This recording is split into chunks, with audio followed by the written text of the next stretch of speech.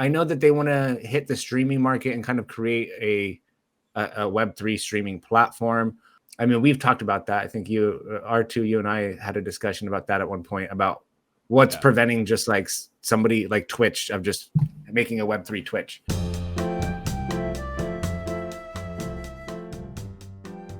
Celebrate double digits. Come on. Celebrate 11. All right, guys, what's going on? Welcome back. It's Thursday, another Thursday in the books, October 13th, and we are going live for episode number 11 of Exit Liquidity. We are trucking right along there. That's almost 3 months. I think we've only missed... It's good.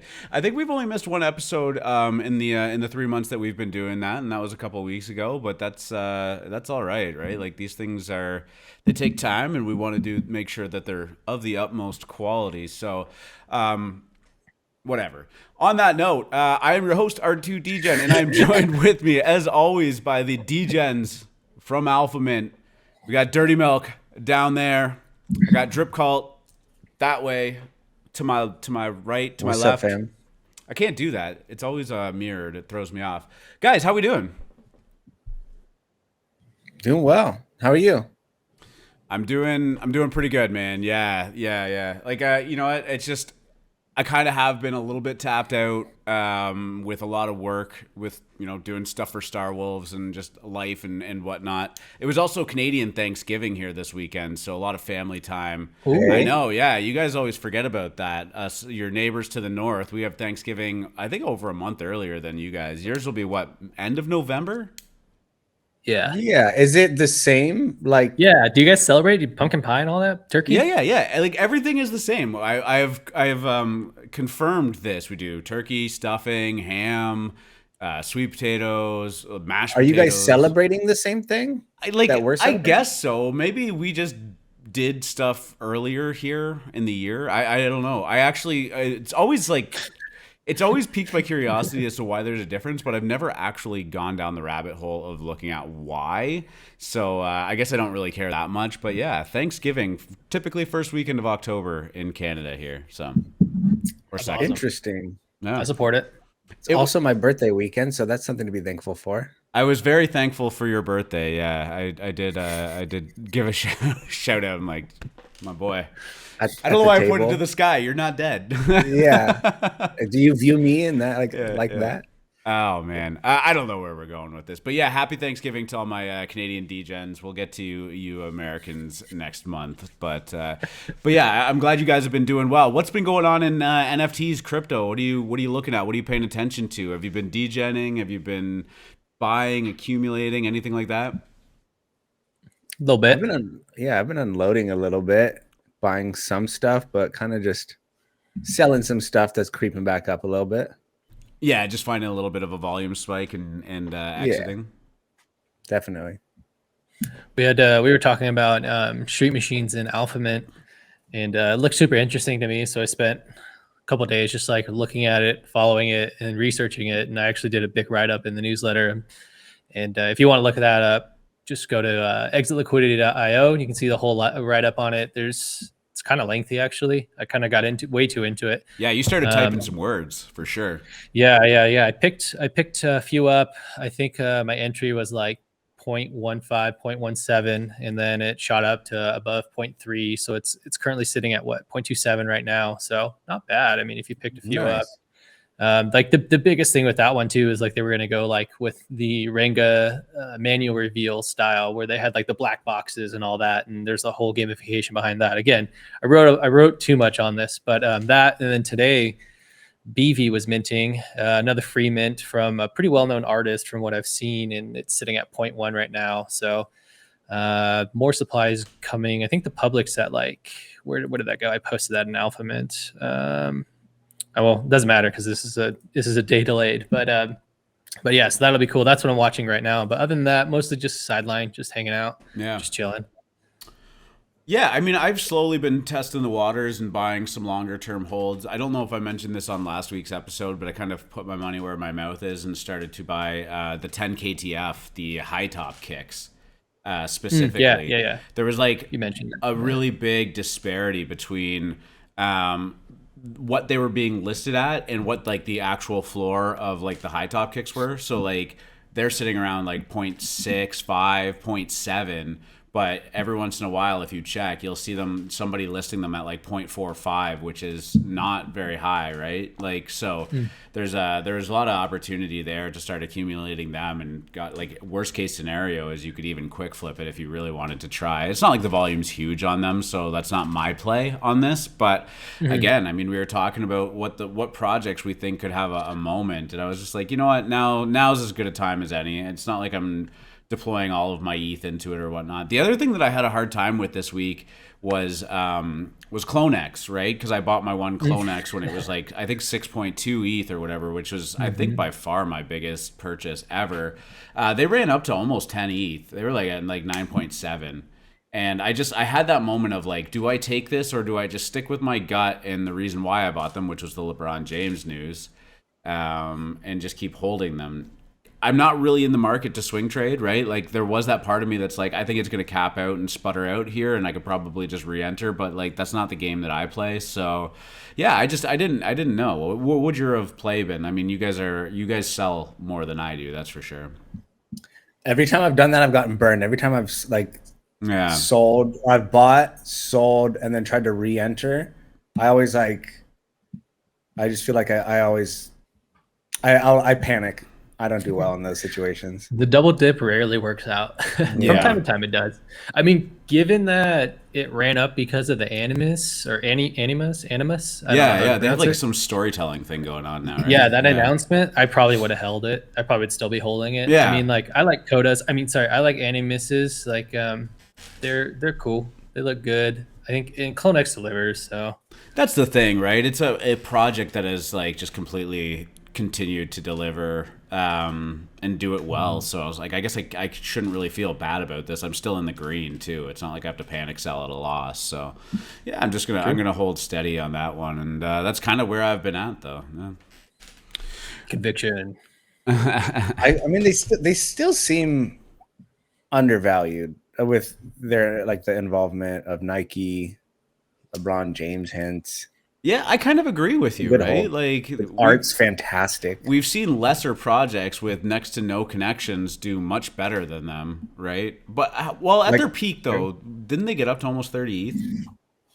I think something it was like that, 20 they peaked at, but I don't think that there's any situation that Azuki should be higher than CloneX, in my opinion, at least right now with the way that they're set up. Yeah, I agree. And they've consistently been 20K collection though. Ooh, that's right, huh? So I don't know if you guys have also been following. There's been a ton of big ticket Azuki sales this last week, like last 2 weeks actually, like 100 ETH, like in other high double digits and triple digit buys on Azukis. So I don't follow it very closely, but someone knows something I don't. Yeah, I don't know. I mean, I guess it's so hard to. I get you could go down the rabbit hole of looking at the wallets and seeing how much liquidity they have, but I mean, sometimes you just figure out, or you just gotta guess that like somebody out there, you know, the $100,000 that they just spent on a Azuki is nothing to them, and it just, you know what I mean? Like, true. It's hard to know what exactly is at play there. But yeah, you were right. I mean, we even talked about the huge CryptoPunk sales, and the Azuki sales were lumped in with that. So I think a lot of that is making up, and this is a good segue into it, most of the volume in the market, though. I mean, again, it's just cratering. There is not a lot of prospect that October is going to be any better than August was. And in fact, we are on pace to be worse. We're about halfway through. And yeah, we're just in that holding pattern right now, I guess. I'm actually pretty surprised at how well some of the floors have held up in this. Like, I really did think that if volume continued to drop the way that it has been, that we'll see a lot more stuff just keep plummeting as people really try and, you know, get their ETH back and potentially turn it back into cash too. The macro situation not doing super great. The CPI just came in really hot. But in the face of that, the S&P today is doing pretty well too. It was up almost 3% the last time I checked. So, you know what? I don't really know what's going on. I don't think anyone does. The markets are so irrational right now. Nothing makes sense. Yeah, I've been pretty checked out of them, to be honest. It's just like I just don't really. There's nothing that's like drawing me in right now.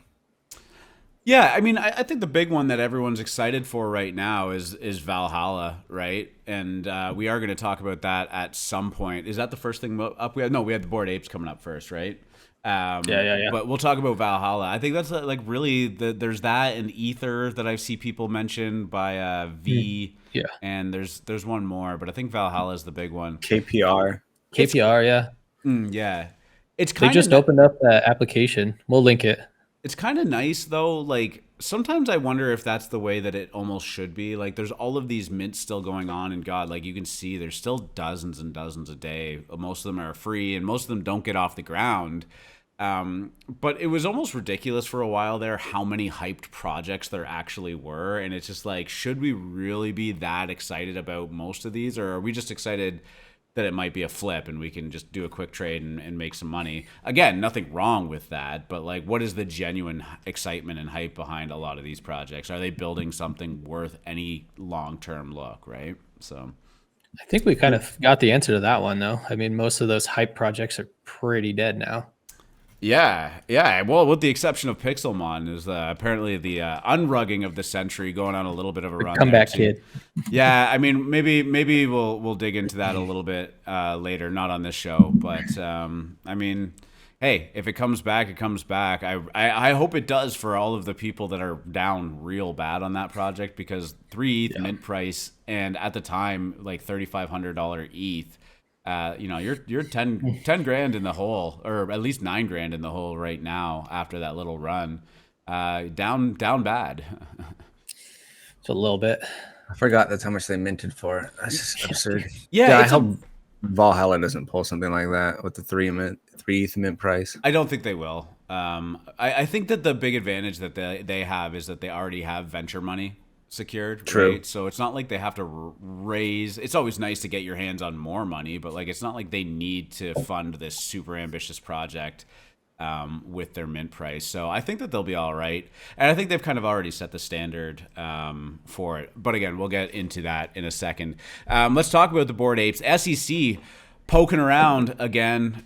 This might be a case, as Dirty Milk kind of mentioned in our pre-show, of like, hey, remember us, we're still here, keeping an eye on things. So they've issued or launched an investigation into the Bored Ape ecosystem, of course, trying to determine whether the Bored Ape NFTs and Ape Coins is unregistered securities. Where it gets a little bit unclear is what the penalty could potentially be for this. I read one thing saying that it could be upwards of 5 years in a federal prison. Some things say that like the money has to be refunded. You might get a slap on the wrist. This is all very interesting stuff because, again, Bored Ape has secured lots of venture funding. I really do have to believe that, not only do they have their own lawyers, but any venture capital fund that wants to really push Yuga out there and attach their name to it also did the diligence of what kind of, how far the SEC could get with this investigation. Does this make you any less bullish on ApeCoin, Drip? No, not at all. If anything, it's a sale. Unfortunately, CPI came out and everything took a little hit, and ApeCoin is not untouched by that, or unscathed, I should say. But no, I mean, there's so much in the Yuga ecosystem now. I mean, between the apes, the mutants, the kennel club, the other deeds, and the coin, like I don't know how they would reel that back in. I mean, I guess eventually over time they could kind of get everybody, but I don't know. To me, it's kind of like a big nothing burger. I mean, as we all know, there's so many other things they could be doing and should be doing, and it just I have to agree with Dirty. It's just kind of like hey, we're here, we're relevant, we're doing something, when in reality they're just like wasting taxpayers' money. Yeah, it just seems like fluff. Yeah. Good headline for Decrypt. It's a good headline. It's clickbait. It's kind of like that Kim Kardashian thing. Like no one gives a shit that she got charged, $1.2 million. Like that's nothing for her team, like it's headlines, it's clickbait. Like Honestly, maybe it is what is it? What do they call it? Fear porn? Like just trying to scare people out of potential opportunities. I think it could just be, it's that deterrent thing, right? Like, well, the other thing is too, let's face it, especially in NFTs, there's a lot of people that are doing stuff that aren't exactly on the up and up. Like, they are messing around. They are. And I think something like this is a statement of like, we're going after the most successful NFT project. Probably are going to find out that everything is fine and it's not a big deal. But like, do you want to run that gauntlet too, right? Like Nate from OpenSea, when they went after him for the insider trading or whatever, right? Like it was upwards of 40 years in federal prison that he was facing. And I think he made like under $100,000 in terms of like his trading profit. Wasn't it like 20 ETH? Yeah, it was low. It was not like it was not like a good amount.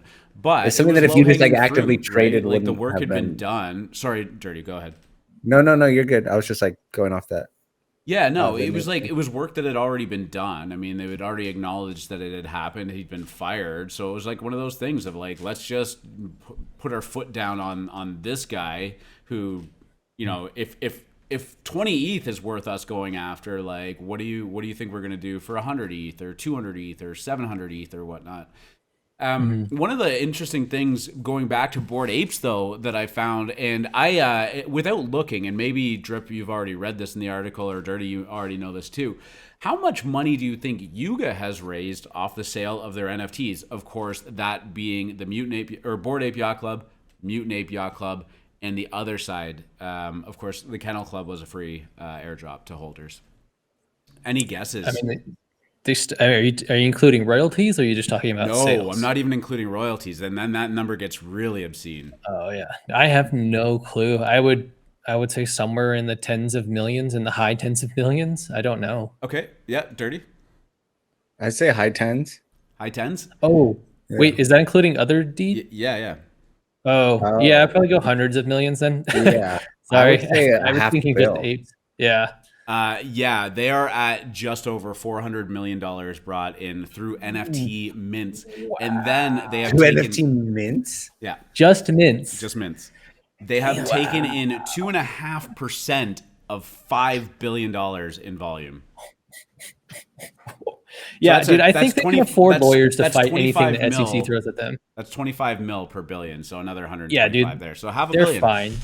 Yeah, SEC can bark up the tree all they want. Like when you make that kind of money, you get the best of the best lawyers, and you're perfectly fine. Yeah, and I'm sure they have access to a lot of their venture buddies, lawyers too, right? Oh, absolutely. Yeah, this is a total nothing burger. Like, yeah, I don't think there's going to be a lot of recourse involved in this. This is just for the people that are on Twitter that respond to people, NFT people going, you guys are scams, haha. Like, yeah, you got your money, you got your NFT stolen. This is for them. Yeah, that's all this is. It's just been like, it's been beautiful on Reddit. We're doing something about it. Nothing's gonna come of it, but we're like, we heard you. The other thing too is like, you're gonna look at Bored Apes before you look at Ethereum. Like that makes zero sense logistically. Well, they did Ethereum too. Remember, they said that because the majority of nodes exist within the United States, that it technically is an American security. So they're also, putting their tentacles around ETH as well. So the only one that seems safe from them is Bitcoin. They've pretty much established that Bitcoin is not a security, and it doesn't seem like that's going to change. So it's it's interesting, but again, I've been in I think we've all been in this space long enough now. We've heard this over and over and over again. SEC goes after this. Dirty Milk brought up Ripple or XRP. That was a big long process, and I mean it's still in the top 10, right? And that thing's a junk coin, really, by the all intents and purposes, if that's the way you say vaporware. Yeah. I think I saw something. They're expecting like a ruling early 2023. This is going on like what, 10 years now? Like that's 6. Yeah. I used to have clients that would just try to feed me XRP in the chair. Bro. Yeah, it was funny too, right? Cardano, bro. Ripple. What's that? I missed it. I'm sorry. What did you say? I was too busy laughing at my own joke.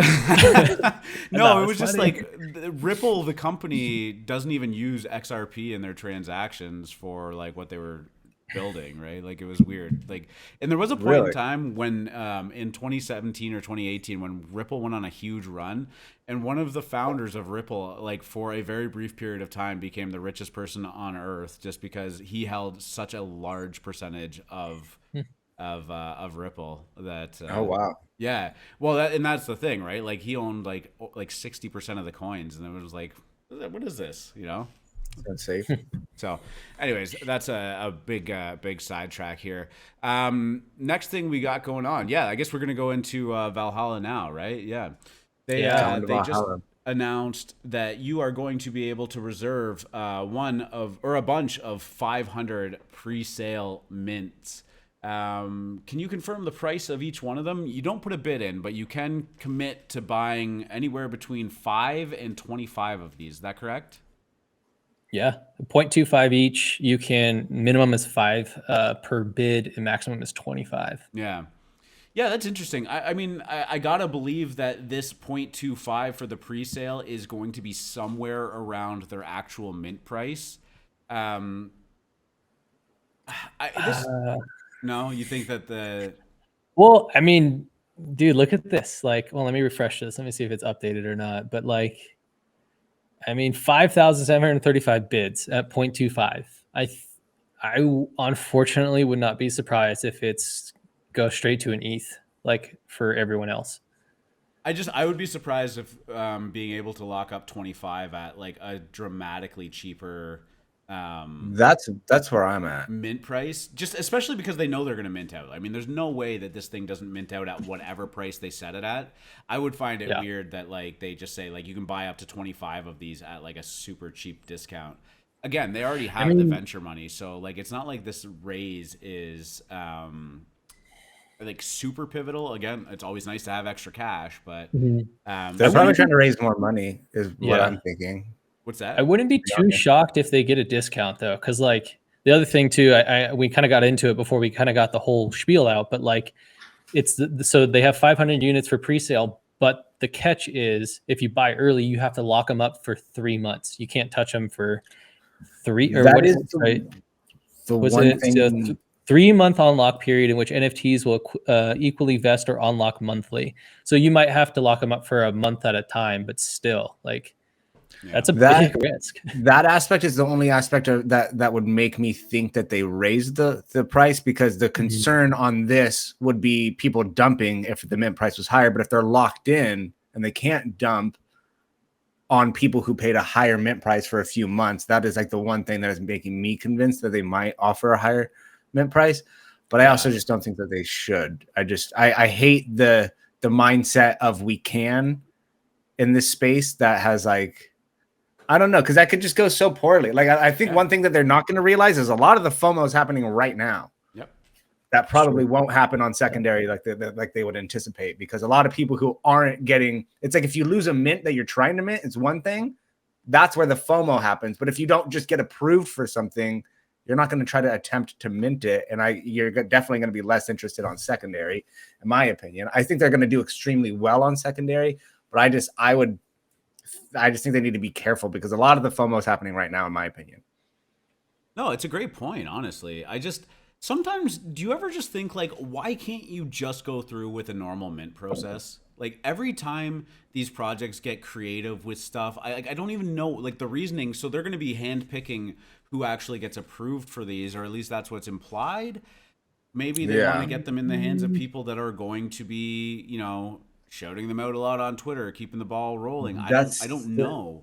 But that seems the idea. They specifically said that they want people who are like known collectors in the space, and they want people to team up and bid on these and stuff like that. Like, so I always ask why. Like all of these processes, it's not 100%, but they seem to have a large percentage of backfiring on the project, right? Like Raid Party did that stupid auction, right? They raised tons and tons and tons of money, and they did 47 million or something. What's that?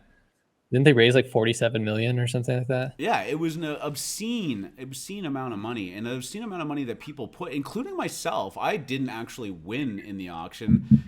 Thankful for that turn of events, but it was, Raid Party had its moment, and the market really kind of took a beating after. So you could do a lot of what ifs and whatnot, but again, like it just didn't need to be that way, right? Like, what are some of the projects that have done something like screwy like this? I find it weird because it's like, if you're gonna do something original, do something original. Like, do something like project wise original, or like something contract wise. Like what Azuki did, the ERC 721A, which was like pretty groundbreaking at the time. That's cool, but like to just switch up the mint process to be unique, I find bizarre, because that's not unique. It's like, imagine if you had to do a cartwheel before you bought something from Starbucks. Like, it's like what? Like, that's essentially what they're doing. It's just like, no, can I just buy the coffee? Has any other project done a pre-sale like this? It's a good question. I think that there has been one, but I was about to say Mecca, but they did a raffle. They did, yeah. I've seen a bunch of raffles. I don't know if I've seen like a pre-sale like this. The handpick is nuts, because like, I don't know if you've listened to them talk about this, like in their Discord, but they're like, I've not. There's a chick who's like literally going through these. Yeah. I wonder, but one by one. I guess, so my other point too was, does this become the next meta? Because I feel like they kind of like, them and Utes started the application meta. So is this pre-sale meta going to be the next meta on top of the application meta? Nah, I don't think so. I prefer it over grinding, but I also same. don't. Yeah, but you're always going to favor the people that have like a good pitch in the thing too, which is good for the project, I suppose. But like, yeah, I'm not going to lie. I would be like, yeah, I have 2 podcasts and I'm the founder of an NFT project. Like, put me in, coach. You know what I mean? Like, it was just, I had a lot team on my back. Right. And it was so like, I don't know if that's the reason I got in. Like, people are really trying to figure out what the rhyme and reason are for it. And I think that they're getting to the point where they're almost full. So they're really kind of slowing down the pace at which they're accepting people. I wouldn't be surprised too. I think Dirty nailed it in my own opinion too. To second his opinion is, I just said a whole lot of nothing there. Anyway, I wouldn't be surprised if investors are getting a little spooked given market trends. Everything in the NFT market is, volume is down, prices are down. This is an easy way to show investors like, hey, look, there's demand here. This project, people want it. Like we're about to raise a ton of money with this pre-sale. Like that wouldn't be shocking at all. It's a very simple way too. Like absolutely, this, especially like this beautiful graphic, just like risk. Some VC dude's like, cool, I can sleep tonight. Yeah, exactly. Yeah, he's like, oh, cool. We already got 5,000 people interested in this, and like, that's sold. Like, let's do the rest of them now. Yeah, I don't think there's any doubt that they weren't going to sell out. That's one of the reasons why. The other thing is like, I don't think that this is going to become a meta because I don't think that people want to fill out applications for every single project. Maybe for hyped ones, but like, if I'm going in for like, it's so much easier than grinding. Sandbox land. Like, I'm not gonna type a 500. But to be fair, before it was like, to have any opportunity in any Discord, you had to like pledge your allegiance to them. So it was just like your fealty, or like. Yeah, so I just mean like filling out an application that takes me, 5-10 minutes. I would way rather do than have to get on my knees and fondle some weirdo mod, like. I don't want to whitelist grind. I really don't want to feel. You sound like that guy from the Fire Festival documentary who was like, and I went in there fully expected to. Bro, I'm getting those mods water, dude. Getting that water. Yeah. Oh man. Well, anyway. I mean, this tweet from the founder: by selling a small portion of our collection pre-mint, we can gauge demand. Dude, there's already so much demand for this project. It's probably the #1 project right now. I don't know of any other project, maybe Ether, that is more in demand. No, what? I mean, Ether is in demand for sure. I don't know if it's more in demand than this. That is. I gotta be careful because I'm in their Discord if they get back to them. I don't know that it's a funny thing to say when you're gonna sell out. There's no doubt that if they launch tomorrow, this thing would be sold out. It's not a big deal. If they launch over a half ETH, I'm gonna be so mad. I'm gonna mint it anyways because that's what I do. But I'm not gonna be happy about it. I'm gonna hate it. I'm gonna hate every second of it. I'm gonna hate it. And I don't know. What do we have any? Do we want to put down some numbers that we think secondary action is going to go? We can Oh do yeah, that. before we take numbers, like R2 has a good point. My application is still pending. So you know what? This is the best idea I've ever seen. This is so groundbreaking. I cannot believe no other project is anywhere near Valhalla. Give me whitelist, please. Clip that. Okay, anyway, so with the numbers, Back to the I'm show. clipping the shit out of that. Yeah, I'm clipping that. Speaking of getting on, verbally on my knees. Thank you. Okay, let's run some numbers. Let's play the numbers game here.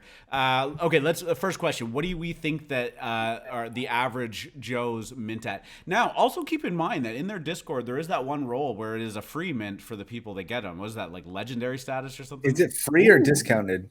I thought it was free, but I think it's discounted. It's at least if they have discount. free mints, I don't even want to be involved in this. This is going to be like I'll take your spot. I'll you gladly cannot do free mints and have a 0.25 plus mint price. That is gonna be so bad. True. Yeah, it might not be free. Okay. What do we think they mint at? I'm still sticking at 1 ETH. That's my guess. Not a chance. I'm saying 0.5 at the absolute top, but I think that they mint out at 0.25. I think that they're going to choose 0.25. I guess the other thing too is it going to be all whitelist, or do you think they will have a small portion of public? I don't think they'll have any public. Allocated. Okay. But they have specifically said they're not over allocating, which generally means there's going to be some kind of public. True. I'd say 0.25. That they're going to mint personally that? I think they're going to mint I personally I would find it weird. I was going to say I think 0.25 as well. I think that they've set the bar of like what their price is with this pre-sale, and it is, I guess, you know, you could say you're paying a little bit of a premium for having the NFTs vest and being able to get it early and secured early. Maybe that comes with a little bit of a cheaper price tag, but I actually just think it's going to go 0.25. I think it's a very friendly price for a wide variety of people. You know, I think that it's still accessible for people that don't have a ton of liquidity, but could reasonably, you know, I'm not even suggesting you do this, but pop open the credit card and buy a little bit more ETH to do this. All of a sudden you'd start talking about, you know, a half ETH, 1 ETH, and you want to mint multiple of them if you're going to be allowed to. It becomes a different proposition, right? Like, it's not like everybody can just pull $1,200, $1,300 out of their ass and make it happen. A couple $100 you could probably splurge for. I think it's a friendly price. Yeah, I think. Sorry, go on. As you say, the price, whatever they choose to do, will set the tone for the project. Because, like, if they want to be greedy, like, if they do set it at 1 ETH, they'll get it. They'll get it. Like, but if they want to, like, be cool about it, maybe 0.25, 0.35 realistically. But yeah. You also need to keep in mind that their target audience here is like gamers, and if they're going to try to suck gamers dry who hate people, like who like literally hate NFTs for trying to suck people dry, yeah. I can't. And a 0.25 mint price, you're still viewed as like a premium project, you know, like, not that we have that label, but I just think that, like, there is this. When people have that higher mint price, you expect more out of them with the whole team involved and marketing aspects of things. And I just think, like, they still are entering that territory, but are doing it with grace. Like, it's not a tone deaf mint price. I think 1 ETH plus is extremely tone deaf, especially if your target audience is gamers. Like, that's a good point. Of a sudden think that the proper move here, and this isn't because, you know, I might be able to get my hands on one of these or whatever, is should it have been free? And that's not me being greedy or whatever. They've raised venture money, though. Dirty brings a great point. Gamers hate this shit. They hate it. And Gabe, who we're about to talk about, is on this, you know, crusade to say that everything should be the free to own or whatever. Like, that's the new meta, free to own, right? Like, is Valhalla a game though? Because, like, that makes it very different projects. Like, one is trying to be a game. You're right. And one is targeting gamers, which is very different. Not a game, correct. I agree with that, but I do think that the platform that they're going to build, and knowing that they've already raised money on it, I think you wash away a lot of the arguments that gamers could have. And remember, you're still targeting gamers to use this, and it has to have some kind of greater reach than just than just simply NFT participants, right? Like their goal is much bigger, much broader than that. To get gamers on board, I think you do a lot more goodwill because they can say, well, it was free. Whatever it's worth now is because the market has determined what it's worth now, but it's not because we set the bar super high.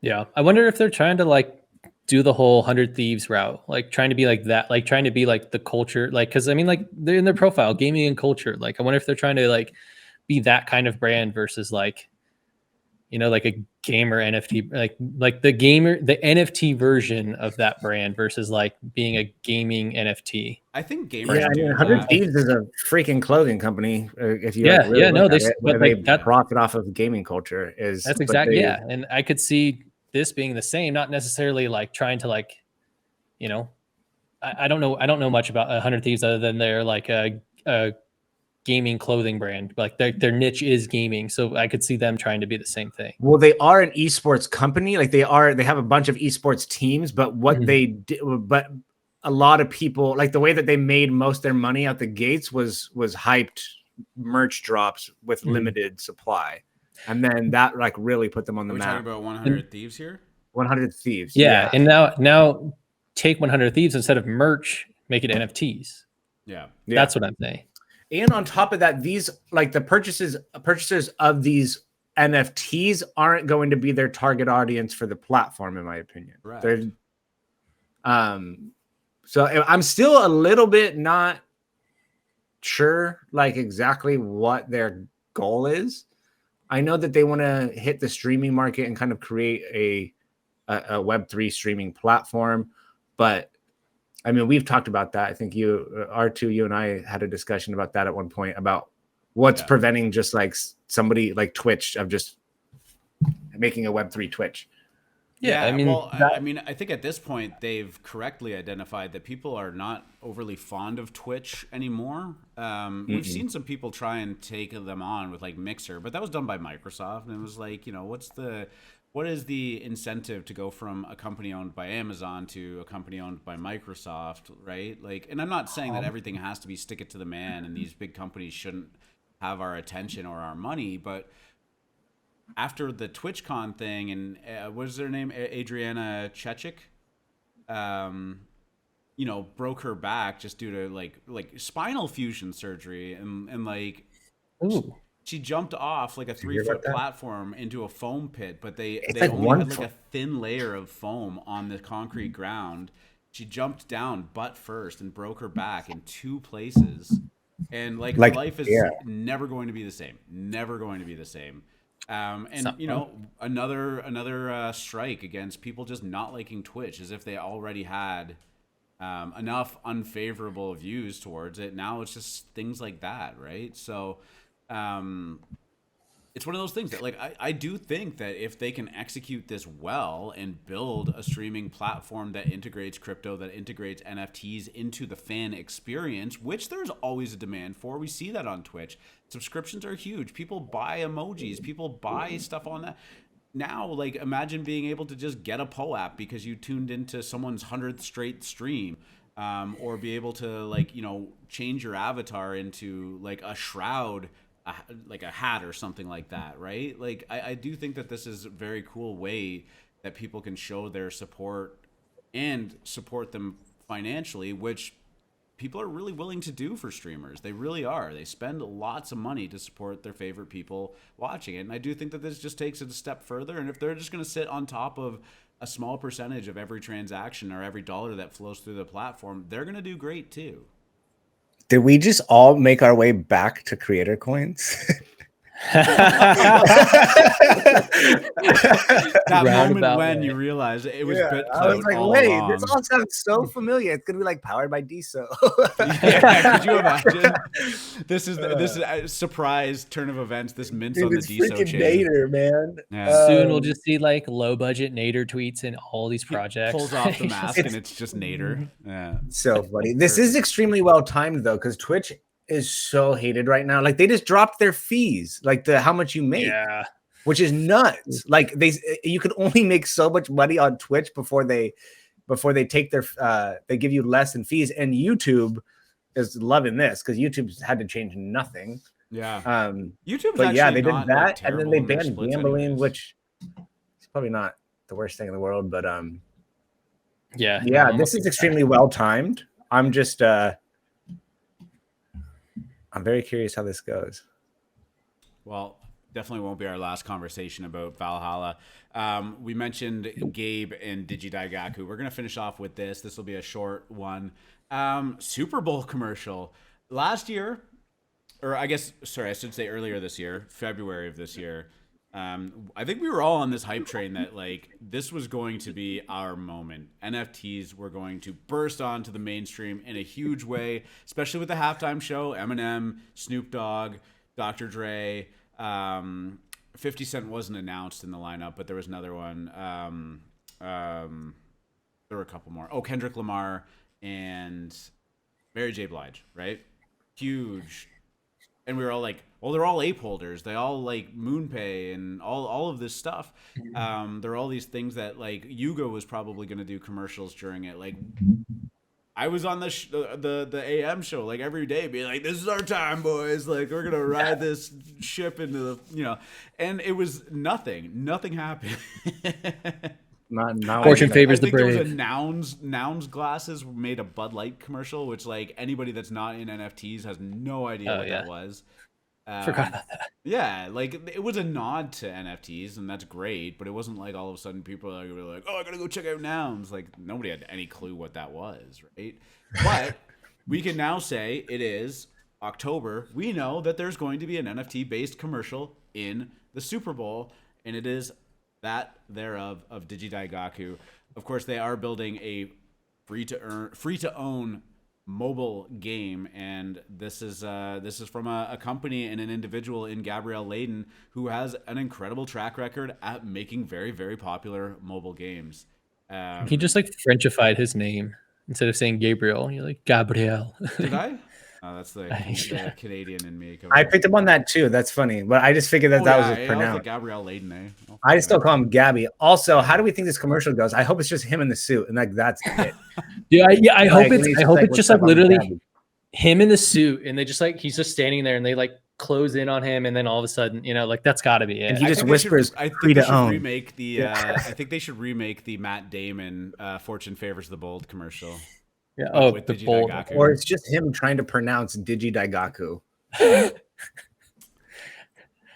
got to feature the suit. Either way, it's got to feature the suit. It's gonna be. I don't know what it's gonna be. I'm not going out on a limb and saying next Super Bowl is going to be anything, let alone special with this market that we're in.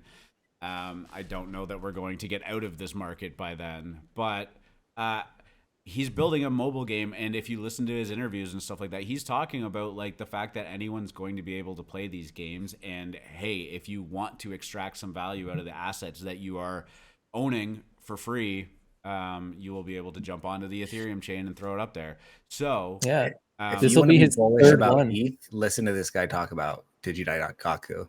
What's that? I said, if you want to be bullish on ETH, listen to this guy talk about. Oh, absolutely. Like, what he plans to do with it. He calls Ethereum the greatest gaming engine ever created.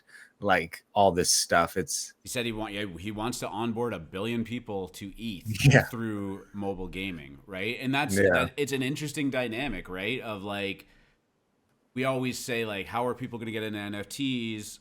Because you got to buy crypto first, and then how do you buy crypto? You got to go to Coinbase, you got to KYC. There's so many steps of friction, and this isn't like a original idea to Gabby, but like he's now saying like, just put this game in the hands of people and they'll find their way backwards if they want, right? And the more people that do it, it's herd mentality. The more people that do it, the more that will also follow, right? You just need that snowball to kind of just slowly start to build up. So I mean, it's an interesting way, and he's going all in on it. These Super Bowl ads are not cheap. No, it's going to be a long time before these guys turn a profit. No, if you got 200 million funding, a free mint, and they just spent probably 30-50 mil on a Super Bowl commercial. I don't know if it's that much, but like I think it's like a minimum like $15 million to get on the Super Bowl. Could be, yeah. I don't know. Yeah, you're right. I don't know what portion of their funding is, but he literally said 100% of that money was going towards marketing. So we true. also can't discount the fact that he has probably a very large bag of his own money too, just with Mobile Strike and the whatever rise of whatever the other one that he did was, right? Like this guy has made probably hundreds of millions of dollars himself. I mean, plenty of startups operate at a loss for a long time. So True. Wouldn't be anything new. Yeah, for sure. And I would actually bet that they raised more money as well. Like, I think that was just their first round that they raised. So. True. It'll be interesting to watch, guys. All right. On that very note, exciting. Let's start to wind this down. What do you guys got going on for the weekend? It is not Canadian or American Thanksgiving this weekend, unfortunately. It is not. I got some golf ahead of me. I'm very excited for that. Very nice. How the rounds been? Yeah. I haven't played since I've gotten back, so not good because I didn't play well when I was on the road. I think I may have golfed my last round for the year. Like, it's actually pretty nice out and the temperature's dropping, but like the course conditions start getting pretty gnarly now, right? Like when it starts to get a little bit rainy and stuff like that, it doesn't dry the same way, right? There's not a lot of heat here anymore, so playing in super wet conditions sucks. Yeah, hopefully not, but yeah, trying to hit some like top golf or something. Yeah, well, we don't have top golf either, so. But, you don't? Do you have like an alternative, like Top Golf? Like I think there are a couple popping up that they're trying to make a run at being that. I'm just surprised that they haven't come to Canada yet. I don't know. Maybe the season isn't long enough for them. Yeah, they're building one out here in Utah, and you probably have a similar. They're called Big Shot in Utah. Big Shot. I just drove by one. No, I've been to Top Golf in Utah. No, I'm saying I know, but they also have ones that are called Big Shot. Oh, like it's like similar to. Is it by Top Golf or is it just like a competitor? I don't know exactly. I just saw the big sign that said Big Shot. Interesting. So, yeah, it was in St. George. That's the only reason I know that. We have a lot of golf simulators around here, and I actually don't like them. Simulators are fun. Yeah, obviously not the same, but hey, better than not swinging at all. Putting's not great on it, but I think for the most part, the tracking of the ball is pretty accurate. And there's some concepts here now where they're actually like 24/7 golf simulators where like you book it online and you just get a passcode and you just walk in and the machine's just like unlocks for you to use at that point. It's awesome. You're around and leave. You can go anytime you want. That's pretty cool. That sounds sweet. Yeah. Dirty Milk, what about you? I need to kickstart my workout journey, dude. I'm starting to feel a little fluffy over here. I've been getting down on some Mediterranean food. I quit smoking. Had to, What? Congrats. Had to. I quit the e-cigarette, and that like made me just start consuming an insane amount of food. So I need to do something about that. Yeah, man. But yeah. Well, you bought a skipping rope or a jump rope. Yeah, you told us. Yeah, you got I bought a jump rope, dude. I got some new weight clamps for my weights because the clamps that I had were just falling off. Nice. Yeah, got some kettlebells. Ooh, I love kettlebells. Yeah, I forget that we have like a bunch of stuff here that I could use, and I just like look at it and go to the fridge. And go to the fridge. Like that kettlebell almost tripped me on my way to the fridge. Yeah, man. Well, I mean, I've been.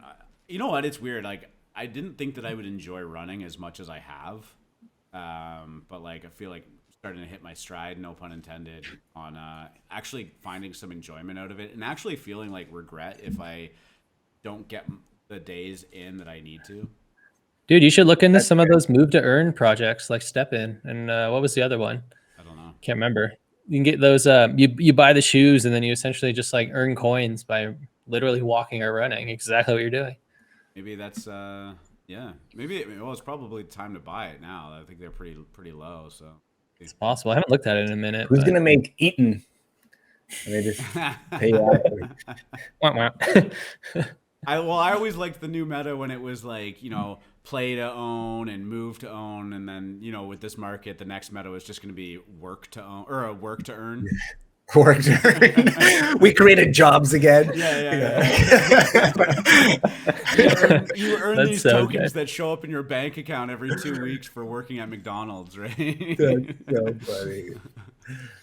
That's awful, but genius. The more fries you fry, the well, you earn the same amount. So no, it's pretty funny. But yeah, I think that's where we're at. Work to earn. Back on the table, boys.